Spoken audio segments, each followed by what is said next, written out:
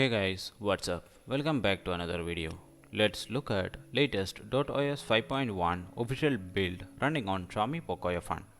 The ROM is based upon Android 11. In this video, we will discuss about day-to-day possibility of this ROM as well as the gaming and performance. At the end, we will discuss about all the cons and pros of this ROM. So, if you are new here, sub to the channel would be really appreciated.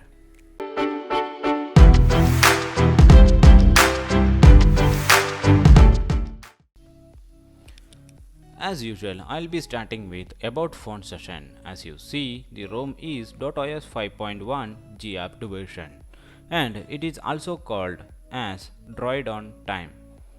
The security patch there shows as 5th May 2021 and the kernel is Sentinel GD01.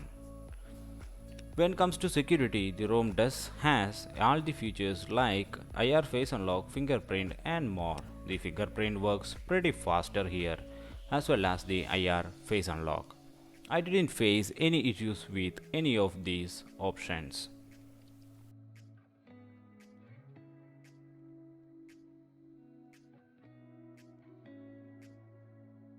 Under battery settings, the ROM got all the thermal switching for gamers or who prefers more performance.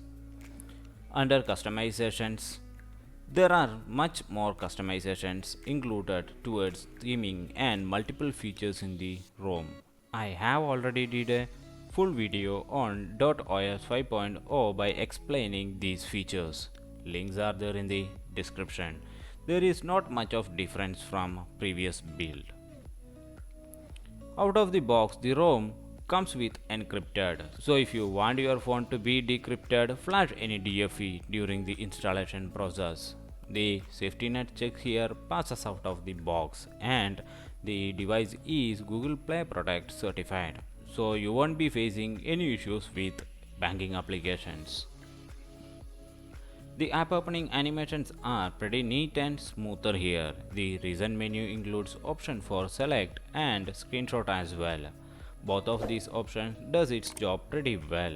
Swiping from left to right, you will get clear all option as well. When it comes to QoS panel, the ROM does has some tiles but not that mind-blowing ones. There is screen recorder present and it is capable of recording internal audio and microphone at a time. There is no presence of FPS meter as of now. After enabling screen recorder, I didn't face any lags or jitters. Everything was pretty smoother.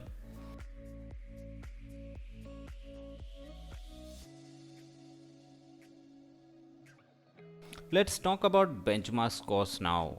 After enabling gaming thermals, Antutu was scoring 3,29,000 and Geekbench was scoring for single core 418 and multi-core 2054, which are not that pleasing scores for gamers. So to understand more about this ROM performance, I am including a CPU throttling test or CPU stress test result. I'll be adding this with all my upcoming videos. You may having a doubt that what this is and how this differs from Antutu or Geekbench. Simple answer is that this application generates multiple processes towards CPU and it keeps on increasing by time. Also generates a enormous amount of pressure in CPU, which is almost equal as we do intense gaming. This will help us to understand long-term performance of CPU with respect to raising phone temperature. We can set this with time limit. What you are seeing now is the 30 minutes graph of this ROM. By the way, you don't need to sit and see this test full. You can skip in between.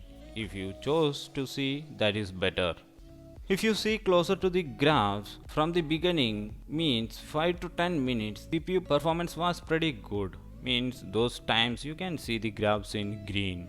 But afterwards, when phone started getting heated up, the CPU performance started decreasing. And there is significant difference between performance of start time and the end time. Even after enabling gaming thermals, the ROM was only able to give us 50% of performance from Snapdragon 845, which means this ROM is not suitable for gamers. I'm not so sure about using this ROM as daily driver for long-term usage. And yeah, one negative thing I noticed about this ROM is the power of charging animation is not present at the current state. While gaming is going on, let's summarize this video. The DotOS 5.1 is a great stable build for POCO F1 for sure. Everything was pretty smoother and responsive.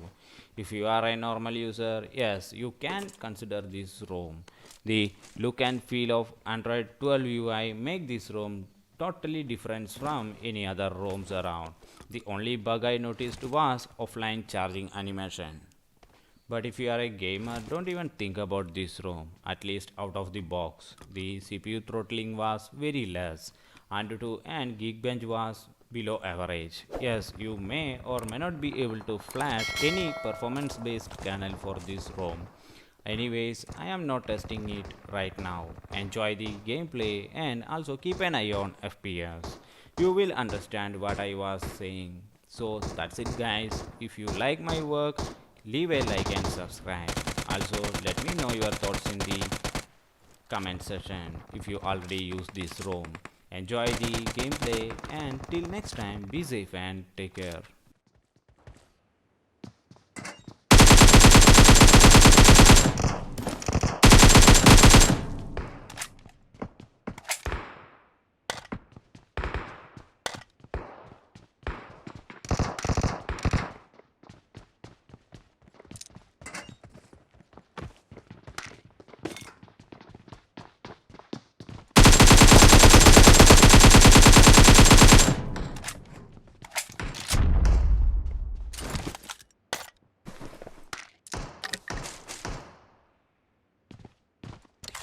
Marked a location. Marked a location.